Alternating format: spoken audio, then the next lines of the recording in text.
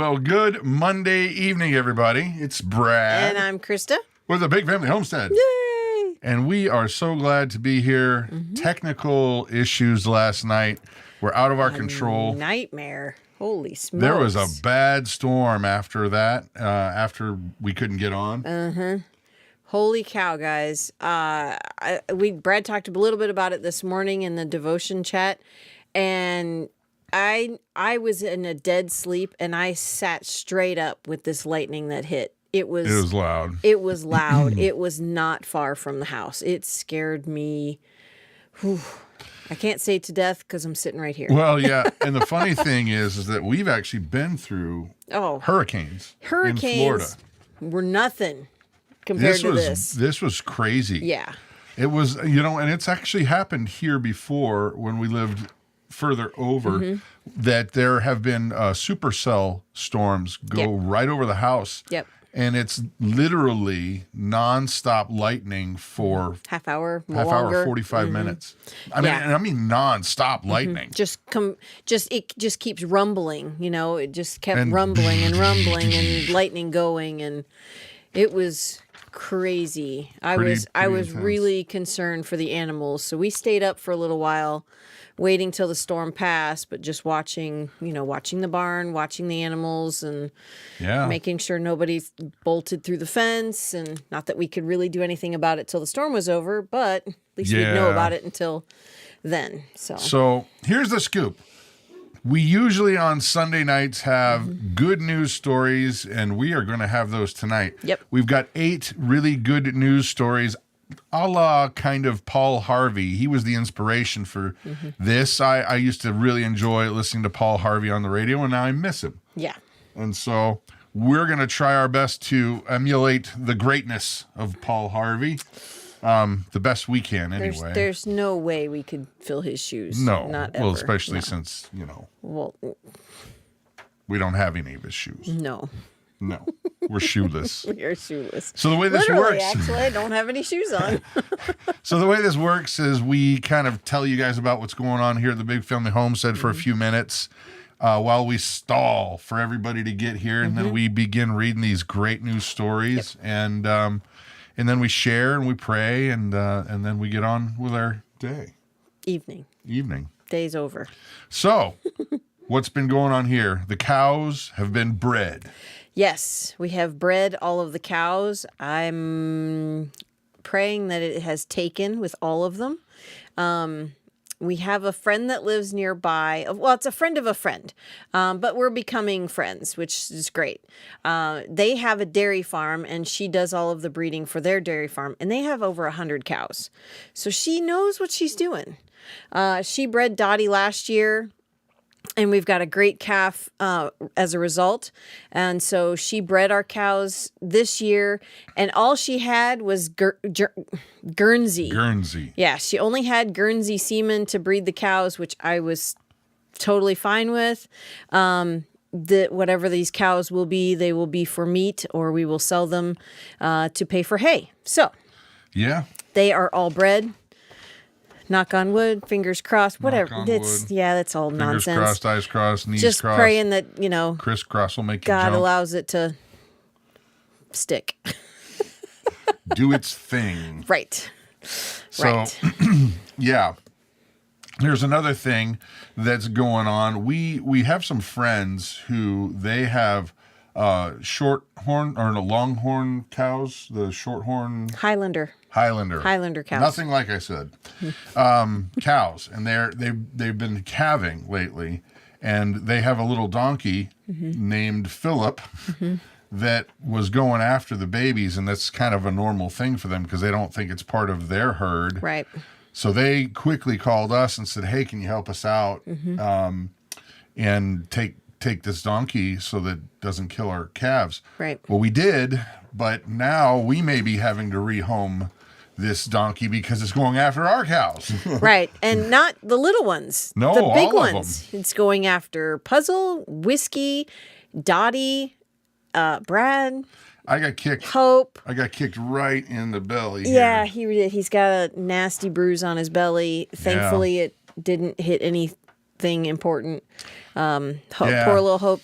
Poor Well, Hope. and he's lucky too, because I happened to be armed at that time. I know.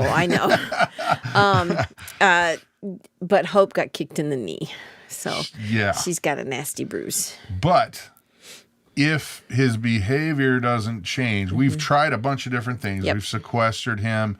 We've put him in a pen where he can see the other animals and they can come right up. And we're hoping that he just chills out. Right. And we've tried different things. We've tried just putting him with Puzzle. And He's really pushy. he even was going after Puzzle. Yeah, I honestly think he's a mini donkey, so I think he's got small man syndrome. Well, and Tourette's. Yeah, I think Donkey he's got Tourette's. Tourette. Yeah, no, Donkey Tourette's. that's no joke because there's a lot of people who suffer from that. Well, Donkey Tourette's is not a thing, so I thought maybe I would get a pass No, on it's not. that. Oh, don't tell Eric. Hey, Eric. No, actually. We're going to be driving over your way. If he doesn't chill out, we're going to give him another couple days. Yeah. Yep. But if not, we've got an arrangement that's going to be perfect for him. Yep. It's going to be absolutely perfect. There's a Christian ministry in White Lake. Yes, it's Wisconsin? a Christian camp. Yeah, but they've got 20 horses and they've got several donkeys, and they said that they've got the perfect place for him if he doesn't chill calm out. down here, because we can't obviously have him killing our cows that we need for Grace for her food. Right. The reason for the cows is they're not just our pets, but they provide a food source for our daughter Grace, who is G-tube fed. Right. So, yeah, it's kind of important that they stay healthy and happy, and they're not running scared constantly and getting nailed in the jaw. Yeah. So that's kind of what's going on with that. Yeah. But if it doesn't work out, that he doesn't calm down, we got a great place for him. Right. So, So he's going to have, if it doesn't work out here in the next few days, he does have an excellent home to go to. Yes. Yeah. So other things that have been going on is I have learned, well, no, I'll wait and save that for down here. We went to the STEAM days. Yeah, I was going to say, we haven't gotten to that days. section yet. No. It's not yet. He's skipping things on his list. No, I just was combining. That's okay. Yes, so we went to the steam engine days this past weekend. It was wonderful. It was a gorgeous day. Ran into several people that know us From the channel. Rhonda and Adam or Greg. I know it's Rhonda. We bumped into him twice. Yeah. Really nice ran into people. him in the parking lot. Almost, not literally ran into them, but. And then there was a lady that was selling.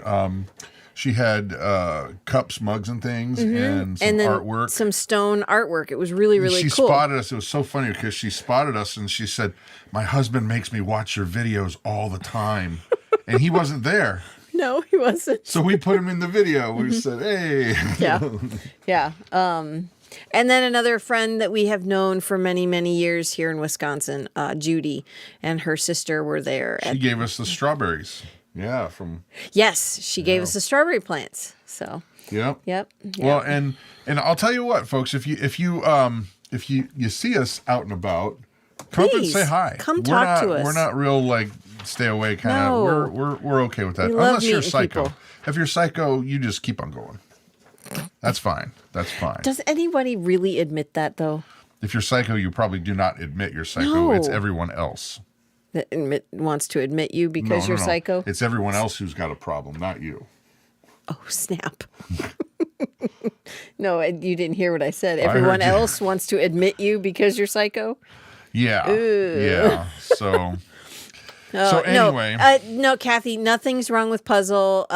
It's Philip. So you'll have to go and rewatch. So no, Puzzle is fine. Because we just finished up that segment. Yeah, sorry. All right. So other things that are going on. School updates.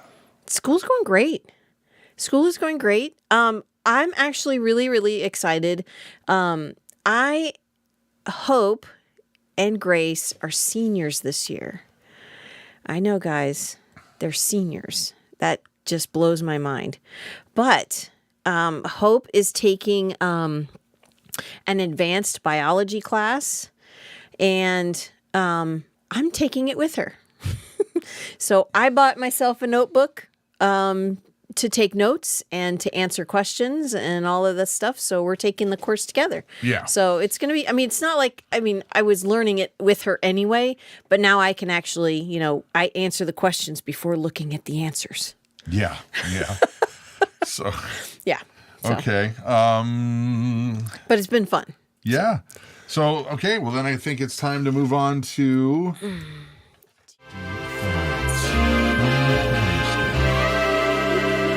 What?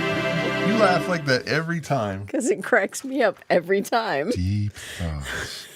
It's the segment where you, the commenters, the people in the chat, tell us what you've learned this week. What did you learn this week? And then we'll share with you what we've learned this week. Like Mom McCann. What did you learn this week? Dowell, tell us what you've learned.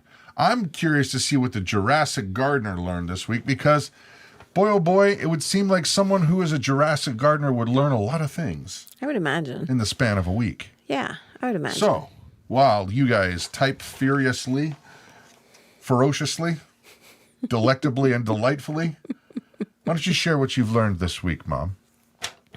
Well, see, that one doesn't really apply anymore. There wasn't one on here for you. Exactly. Now you've got to make So something up on the fly. yesterday when we were making the plan to talk about stuff during the live stream, Debbie, I'm with you. I learned nothing this week. Absolutely nothing. I'm just very tired. Nothing. I was very tired. But today we're learning about anatomy and physiology and what those things mean. Tell us what they mean, hon. I don't remember. I don't want to get into it. Oh, boy. Yeah.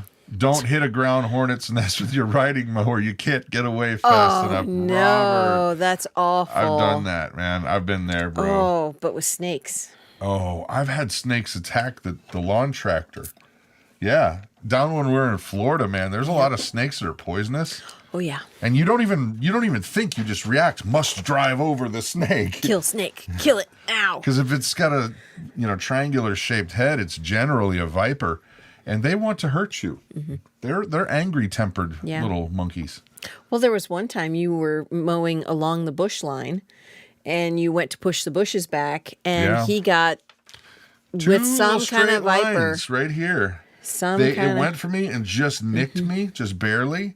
But I got all kind of dizzy and like, oh, I need to go sit down. Yeah, it was not good. It was something that definitely was, yeah. Yeah. Hey, folks, if you can do us a favor, go ahead and click that thumbs up right now. And if you're not subscribed, subscribe. Because when you thumbs up, the YouTube algorithm will send out more notifications to people, and then more people can come and enjoy the show. Mm-hmm. So thank you. Yeah. So, stuff that I learned this week. I learned how to rebuild a log splitter. It's pretty awesome. Well, yeah. I think there's only one part on there that I haven't fixed yet. So you've got the engine. We had to replace the engine, but that was kind of a mistake because it could have gotten repaired anyway, but I'm not internal combustion guy. So we got a Predator engine, and then hose 1 breaks, hose 2 breaks. Filter leaks. Yeah, then the filter was so rusty that it was shooting the hydraulic oil out of the filter itself. Mm-hmm. Yeah. And so the only thing on there that I haven't, I think, swapped out is the actual cylinder. And the maul. Well, no, that's the wedge or whatever that thing is called. Yeah. Yeah, so I learned how to do that. Yeah, learned how to do that.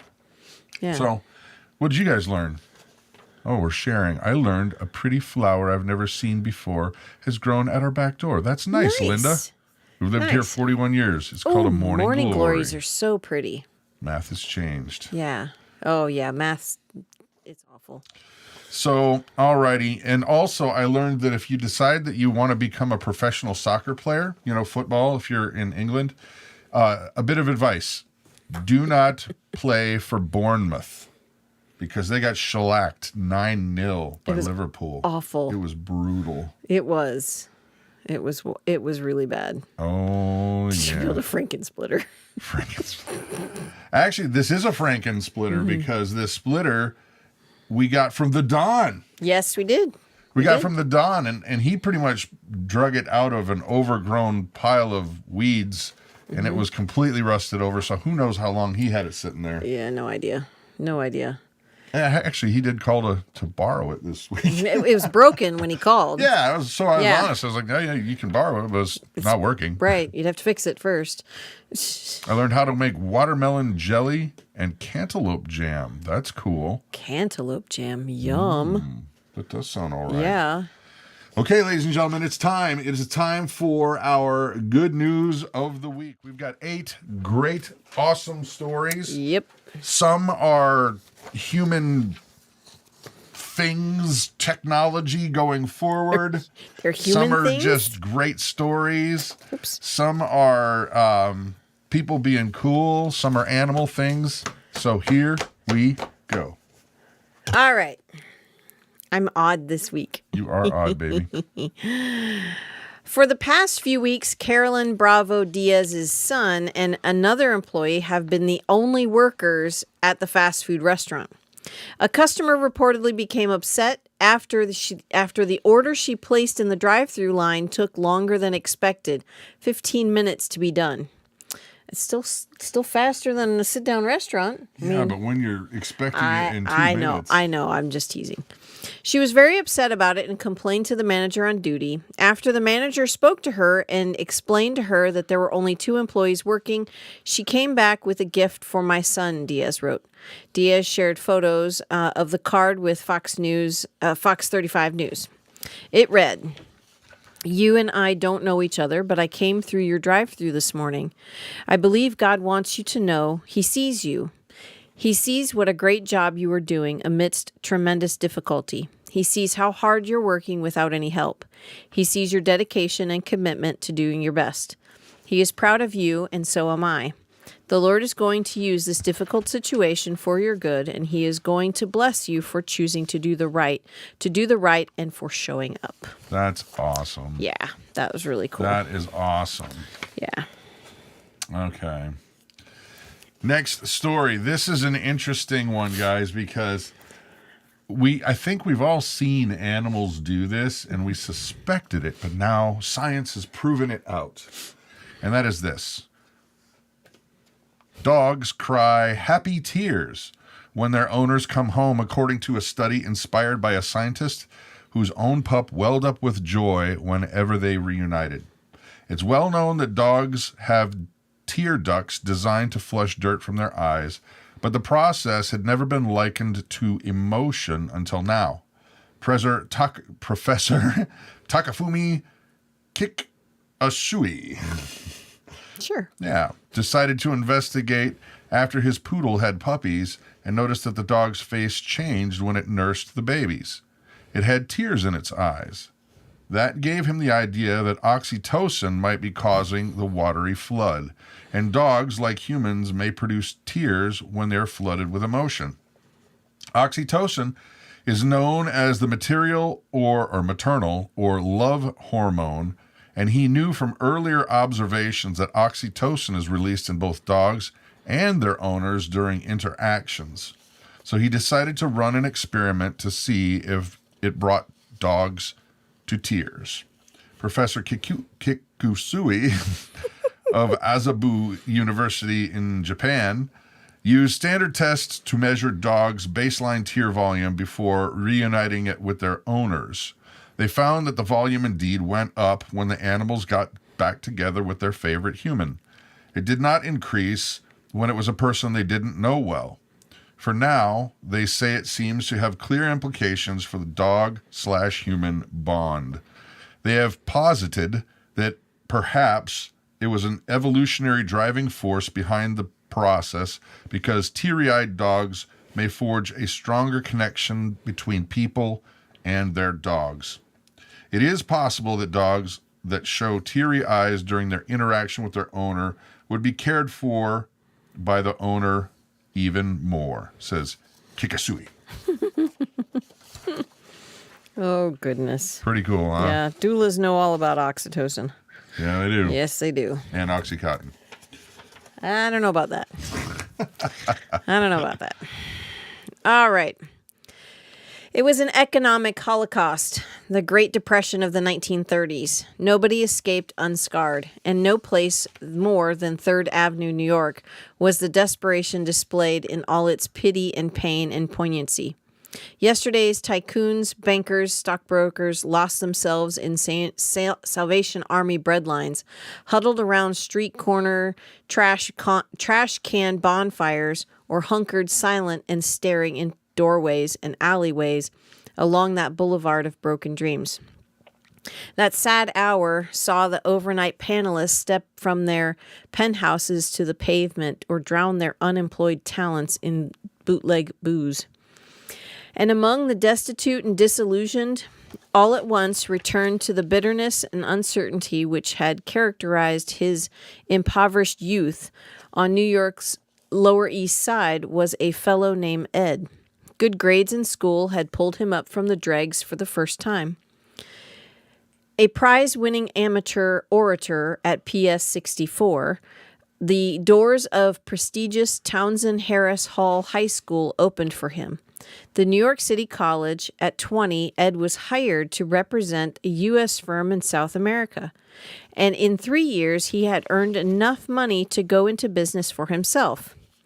So in 1921, he went back to New York, formed a consolidated appliance company, and for 8 years thereafter, Ed had built up so carefully came tumbling down around him. So he was back where he had started and was scarred. He watched the New York byways brim with shells of former selves. One-time bank presidents selling apples on street corners.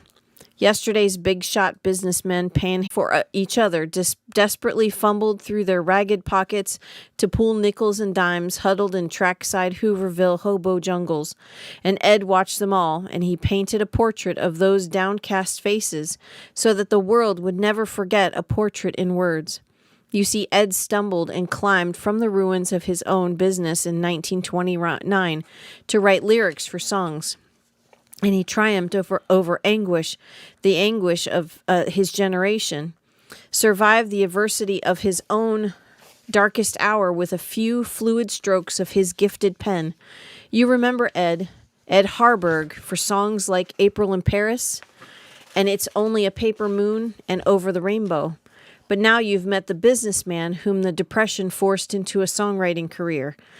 The author of these words, Once I built a railroad, made it run, made it race against time. Once I built a railroad, now it's done. Brother, can you spare a dime? Wow. Yeah. Somewhere over the rainbow. Yeah. Now that, boy, oh boy, you never Crazy. can tell where God's going to take you. No kidding. No kidding. I Yeah. mean, and we have always been, self-employed. For the most part, you know, for the most of our lives. And it is feast or famine. But when you're in the Depression, that's a whole nother that's level. a whole nother level of feast or famine. Yeah. So. Yep. Well, let's talk about happy things. Yeah. Some old tech was able to make a new connection for a little English girl who got to speak with an orbiting astronaut. That's so neat. After her dad hailed him on ham radio. That's insane. It was August 2nd when Isabella Payne had just settled down for her beauty sleep. But her father, Matthew, knew that since they shared a passion for space and radio communications, a brief opportunity to hail American astronaut Kjell Lindgren was not to be missed. Dragging Isabella out of bed, the pair ran to the radio bench. I was like, what are you doing this to me for? I need my beauty sleep, Isabella told Eyeball News on Wednesday. Aboard the International Space Station, a ham radio station is maintained so that astronauts can occasionally talk with people on the ground, usually schools, through classic radio communications. Such exchanges are typically brief, with operators giving over their radio's unique call sign, a name, a location, a thank you, and a goodbye. However, when Lindgren, who happened to be passing over Kent that night, heard Isabella's name and age, age, his voice changed from routine to joyful. The astronaut took to Twitter and said it might have been his favorite contact so far. Isabella shares her father's passion for space and radio and watches every launch and spacewalk from her usual position on his knee at the radio desk. They've shared a special bond all their life, even when Mrs. Payne helped a school radio British astronaut, Tim Peake, aboard the ISS in 2016, when little Isabella was just 2 years old. She maintained the front knee seat for the event. Her dream is to become a communications specialist with the space agency so she can replicate her exchange with Lindgren as many times as she would like. That's cool. That's really cool. What is she? Hey, how many of you guys went to watch the launch today? We were trying to. What's the name of that thing again? Artemis. Artemis 1. Artemis, yeah. Yeah, I watched it right up till they scrubbed it. Yeah. It was live. It was. Yeah. I don't know. The funny thing is that I'm excited about exploration, and I'm excited about humans doing extraordinary things. I think that's cool. I think it's wired into us that we do those things, that we don't. Right. We're just not happy with just the mundane, ordinary ways of doing things. Right. But I gotta say, SpaceX is doing it so much better. No kidding. Why are we not just saying, hey, why don't you guys do the heavy lifting, Here, and then we'll slap a NASA logo on there? Exactly. You guys build the rocket, you get it functional, send it up, we'll manage the flight, and then you bring it back down, because they can land rockets. Land them, bring them back to a landing pad, and they can synchronize two rockets together on a ship. Yeah. Floating. Right. Can you think of the math that has to happen in the split second? Yeah, come on now. It's and okay, have you guys ever seen the Tesla cars, like when they have the Easter eggs, that if you know a certain combination of button presses in the car, it'll like light up and do a synchronized sing-along, the doors will open and close and stuff. Yeah, the music will come on and play. It's a musical, like the Christmas light show. Yeah. I want to see that on rockets. I don't think the doors coming open would probably be a good idea. It'd be pretty cool. Maybe they could just do some fireworks at the very end. Oh, jeez. It just starts lighting up. Oh, my goodness gracious. Yeah, they're trying to get to the moon. And so it's just Google it. It's the Artemis 1, and then that one's supposed to go, I think, for 42 days. It's supposed to go around the moon, and then there's going to be an Artemis 2, and it's supposed to land or go farther than the moon or something like that. But that one's going to be a manned rocket, where the first Artemis 1 is unmanned. So I got a question, and then we're going to move on. All the whole controversy behind whether we have landed on the moon or whether it was staged for propaganda purposes, okay? Why can't we just point a telescope at the moon and see the lander stuff that's there? Or any of the equipment that was left behind? Seems like a simple solution to me. Yeah, exactly. Okay, Mom. Exactly. You got to tell them about the Thrive Life thing that's going on. Okay, so there's only a few hours left. Thrive Life is having a back-to-school sale. It's only until 11:59 Mountain Time tonight. So if you want to get in on any of these deals, tonight's the night, folks. Yeah, and I ordered my cranberries. She ordered Lots of cranberries. A ridiculous amount of cranberries, but yeah, we don't need to talk about that. No. Now do we? It's for Grace's food. And that's the reason why I'm smiling. Yes. Okay, so funny. I think you're up. Yeah. I'm up. Just barely. No. A company has created... Okay, I'm a little skeptical about this one. You are? I am a little skeptical of this one. It's a cool story. Don't get me wrong, but I'm a little skeptical of it. So, A company has created augmented reality spectacles that place subtitles on conversations happening in the real world. Dan Scariff was sad to see his 97-year-old grandfather sitting quietly in a room on Christmas Day, surrounded by his family, but unable to join in conversation because of his hearing loss. It's got to the point now where he literally just sits in silence. And I thought, well, hang on a second. He watches TV all the time with subtitles. Why can't we subtitle the world? What seemed like a ordinary pair of glasses are actually using Amazon Alexa software to turn incoming audio into closed captioning before the software developed by Scariff and his company Nreal project those closed captions through augmented reality into the world through the glasses. It took him just 6 months to launch the X-Ray XRAI glasses, and while the software can't cope with people speaking over each other, he insists it's just the beginning. We're going with a small number to begin with to prove it out, to get the feedback, to understand what people like, what they don't like, and rapidly innovate on that. And then we're hoping if the wins are behind us, then we will reach general availability by September. As a profoundly deaf person myself, I was blown away by this technology, said Steve Crump, founder and chair, Deaf Kids International. When I tried on the glasses, I was astonished. Real-time subtitles that enable you to engage and participate as never before. With 12 million potential users, the glasses can be purchased through a British healthcare provider network and financed for, now this part's pretty reasonable, $35 a month for 11 months. Okay. It's less than $400. So I know why you have pushback and why many other people have pushback, but I want to push back on your pushback. Okay. A lot of people are concerned because it's Alexa, it's Google, and it's all these companies that basically sell your data. Yep. I'm here to tell you, your data is always being sold.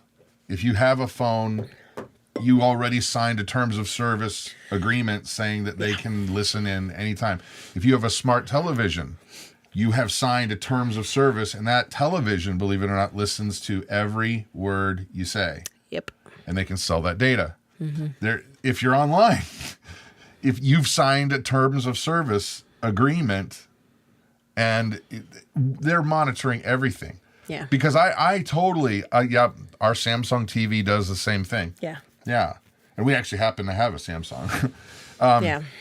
But I was concerned about it until I just realized it's already being done and It's there's everywhere. nothing you can do. Right. Right. You just can't. Right.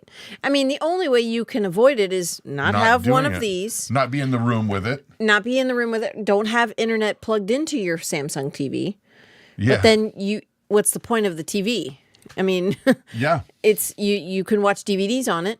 That's pretty much it. And trust me, I don't like the intrusion either, but Right. if you're going to live in a modern world, you've got to pick your battles Right. because they're doing it. I mean, if you're online, too late. Right. Right. I mean, start talking about something that you need to buy that just between you and your spouse. You watch, the ads will pop up. It'll help you find good deals. Oh, yeah. That's for sure. Happens to me all the time.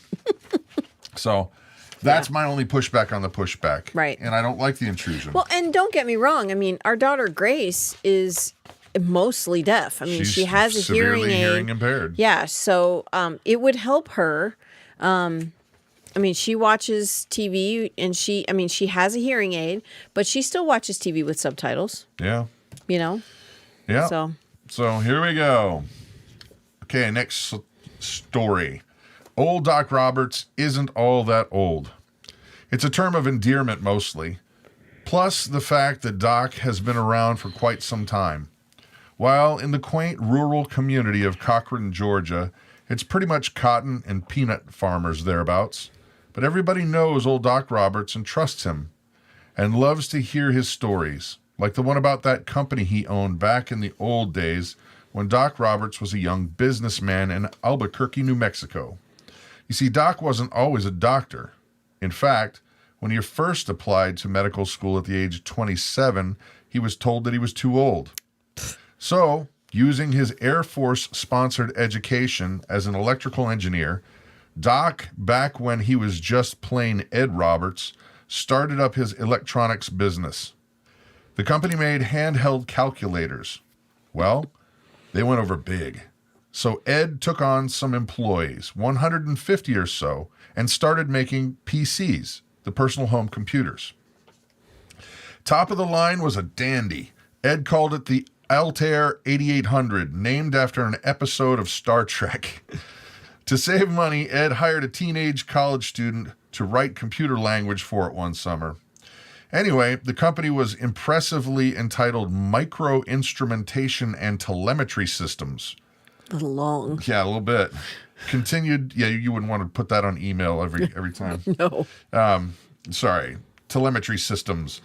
Continued to do very well. So, well, as when the Pertec Computer Corporation offered to buy it, Ed sold. Well, now it's about here that the story that old Doc's patients start grinning. They could believe that the part about the computer company because Doc seemed a right smart feller. But when he talks about selling his company for millions of dollars, $3 million in fact, well, you start thinking about his office here on Peacock Street in Cochrane, one story, white cinder block, nothing with an inconspicuous little sign out front, H. Edward Roberts, MD, Adult Internal Medicine. And you say to yourself, how in creation does a millionaire doctor settle for a place like this in a place like this? Well, all right, I'll tell you. Ed Roberts' first love has always been medicine. So in 1982, when Mercer University in Macon, Georgia, opened its new medical school, the 41-year-old former businessman applied and he was accepted. 6 years later, he began practicing in Cochrane, and that's the truth. Matter of fact, it's all the truth. You see, when Doc Roberts was a boy, he spent his summers here in Wheeler County. He likes it here. He likes the folks, the farms, especially he likes the life of a country doctor. Ed Robert is living his dream. You get a sore throat, you get a fever or something like that down in Cochrane Way, you're glad he is your doctor and your friend. Or, once upon a much different life, there was an eager young electrical engineer entrepreneur who happened also to be a genius inventor who created handheld calculators and personal computers. In fact, he created the first handheld calculators and the first personal computers anywhere. No fooling. And a 19-year-old Harvard student, remember the lad who went to work for Ed during that summer break? The young man who got his first on-the-job trading at Ed's company? Yes, you've heard of him. His name is Bill Gates. Brother. Ain't that funny? Ain't that funny? Oh, here. There he is. No, that might as well. Rather look at that than him. Oh, that's Ed. That's Ed. Okay, that's Ed. better. Yeah, well, That's I better. didn't bring up a picture of Oh, thank goodness. BG, as we call him in the industry. In the industry. BG. Nice. All right, this next story is really really cool. We have controversy over this though. We do, and we'll get to that. We'll get will. to that. But the picture that we're going to show you looks uncannily like Somebody we know. a friend of ours from Cincinnati. So it's just uncanny. And we knew about this picture a while back. This isn't new. Anyway, congressional leaders and Kansas officials praised aviation pioneer Amelia Earhart on Wednesday for advancing the cause of women's rights during her barrier-breaking career at a ceremony unveiling her statue in the U.S. Capitol. Oh, that's really cool. Earhart, the first woman to fly solo across the Atlantic Ocean, joins President Dwight Eisenhower as Kansas icons enshrined in the National Statuary Hall collection. She is the 11th woman honored with a statue in the collection, where each state is represented by two people of significance. U.S. Representative Sharice Davids of Kansas said that while Earhart is best known for flying across the ocean, she was also a military nurse, social worker, author, and a champion for women's advancement. Female pilots used to be called ladybirds or sweethearts of the air because of Amelia Earhart. Back then, now, and into the future, women who fly planes are now just called pilots. Kansas Governor Laura Kelly said it was fitting that one of the statue's most notable pioneering women was being honored. Let it be an inspiration for all, particularly for our young girls for generations to come, Kelly said. Earhart disappeared in July 1937 on a flight over the Pacific Ocean while trying to become the first pilot to circle the globe at the equator. No trace of her or her navigator, Fred Noonan, has ever been found, sparking numerous theories about what happened to them. Okay. So here's the thing, and I think I just figured it out because I think the story was poorly written. Okay. She had already circumnavigated the globe alone. The second time when she was going around the equator, that's when they got lost. Yeah, she was circling. That's when she disappeared. Okay, because our question was this. Because the way that the article was written, it made it sound like that guy was a navigator, but how would you get to be honored as a solo around the world if you had a navigator? Isn't a solo a solo?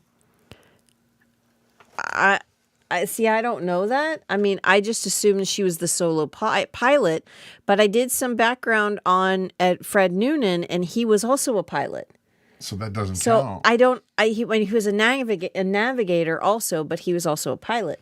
So It appears to me that those are two different flights, but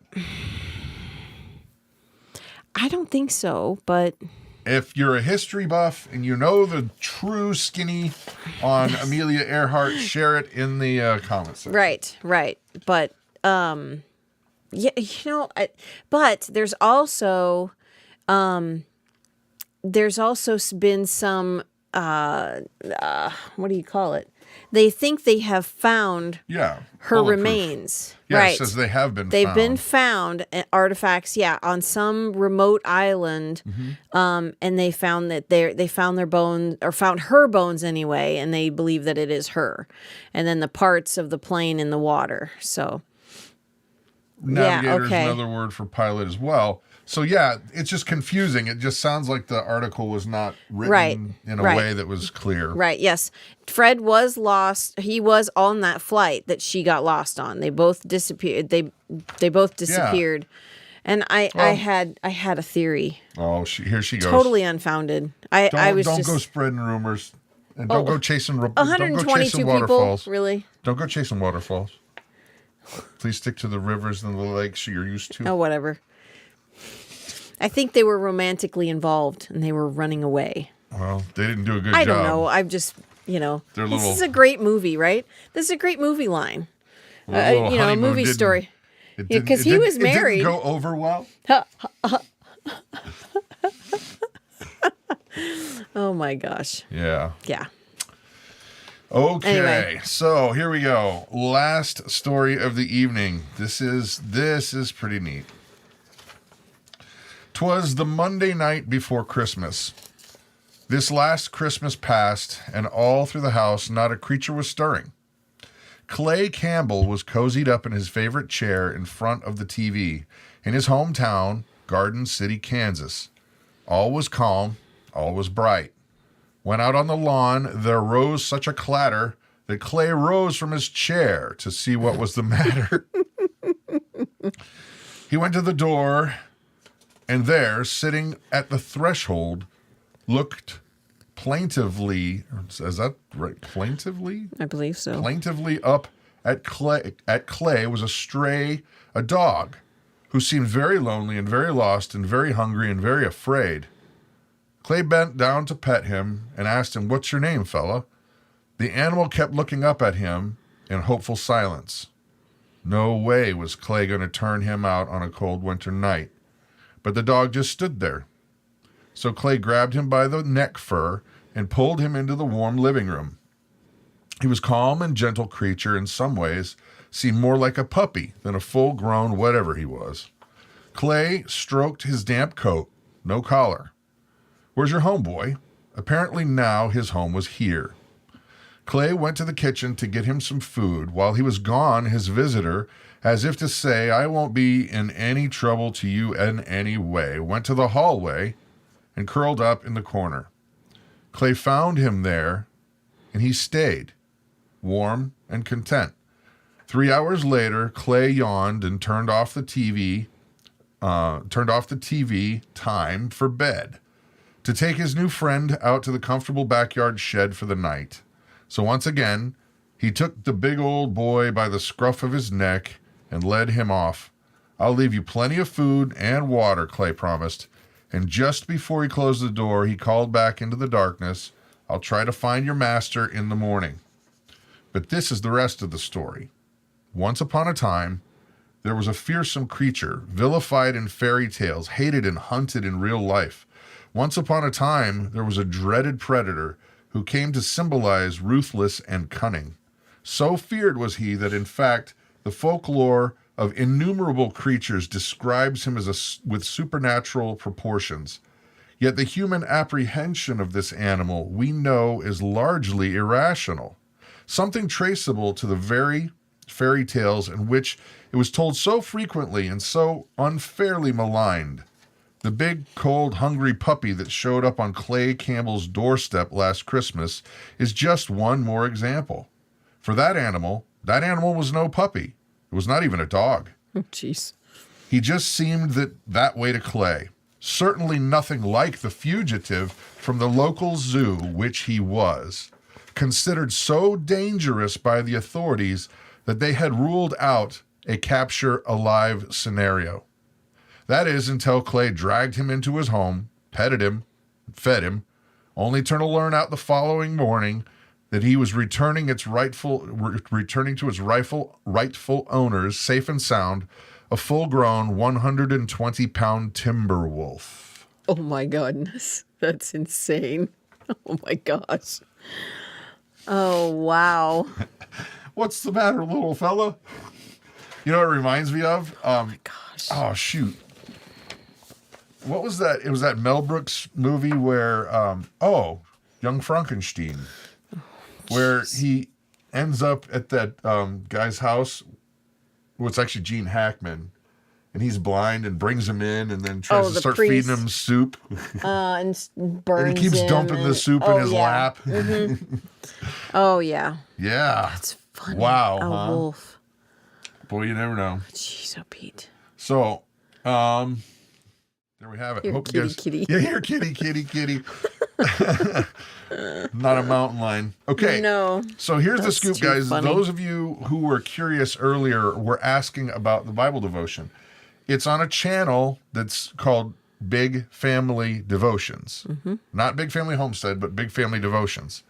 And 8:30 Central Time, Monday through Friday, we go through Scripture, we read it, we unpack it, we chat about it. People make comments, and then we pray for each other. It's just that simple. We don't fight, we don't bicker, we don't. No, don't discuss denominational issues. We bring stuff up that's just right there in the Word, and that's it. Right. There's no agenda other than let's read this and unpack it. Right. So you're welcome to come. We'd love to have you. There's probably about 30 or 40 people that show up just about every day, I would say. Mm-hmm. Sometimes more. Sometimes more. Mm-hmm. So anyway, it's Big Family Devotions, and we're going to say a quick prayer and get on with our evening, okay? Yeah. Father God, thank you so much for each and every one of the people that have come here tonight. Lord, I ask that you just give them a big old hug and let them know that you still love them and you'll never leave them. You'll never forsake them. Ever. Thank you, Jesus. Amen. Amen. That's it. Yep. You guys have a great, great night. Oh, by the way, if you like this kind of format, share it. Mm-hmm. It helps a lot. Yep. So have a blessed night. Good night, everybody. Bye.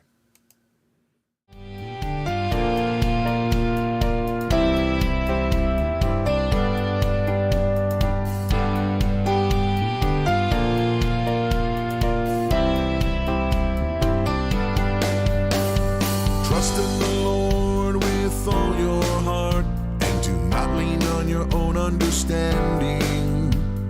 In all your ways acknowledge him, and he will make straight your paths.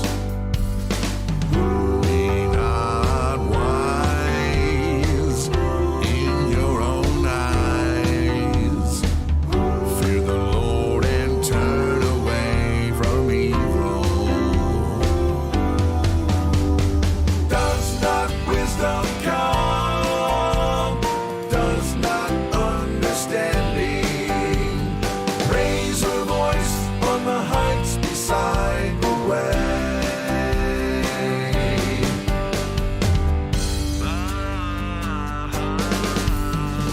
Blessed is the one who finds wisdom, and the one who gets understanding. For the gain from her is better than the gain from silver, and her profit is better than gold. Be not wise in your own eyes. Fear the Lord and turn away from evil. Does not wisdom come? Does not understanding raise her voice on the heights beside the way?